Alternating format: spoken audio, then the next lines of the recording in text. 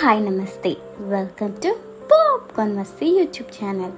ఎందరో మహానుభావులు, అందరికీ నా వందనాలు.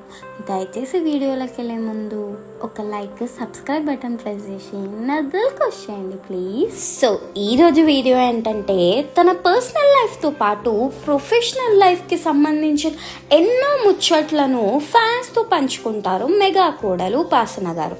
ఇంకా క్లింకార పుట్టాక ఫ్యామిలీ ఫొటోస్లను షేర్ చేసిన అందులో క్లింకార ఫేస్ మాత్రం ఎక్కడ కూడా రివీల్ చేయలేదు. దీంతో చెర్రీ గారాల పట్టి ఎలా ఉంటుందో అంటూ ఫ్యాన్స్ కి చాలా క్యూరియాసిటీ పెరిగిపోయిందన్నమాట. ఇవన్నీ కాసేపు పక్కకు పెడితే, అయితే తాజాగా రామ్ చరణ్ దంపతులు ఓ ఫ్యామిలీ ఈవెంట్ లో పాల్గొన్నారనమాట. అక్కడ తీసిన ఓ ఫోటో ఉపాసన గారు ఇలా సోషల్ మీడియాలో పోస్ట్ చేయగానే అలా చక్కచక్క వైరల్ అవుతుందన్నమాట. ఉపాసన గారి సిస్టర్ అనుష్పాల ఫ్యామిలీతో కలిసి చెర్రీ దంపతులు దిగిన ఫోటో ఆమె ఇలా షేర్ చేశారన్నమాట. ఉపాసన గారి సిస్టర్ అనుష్పాలకి ఇద్దరు ట్విన్స్ పుట్టారన్న విషయం అందరికీ తెలిసిందే.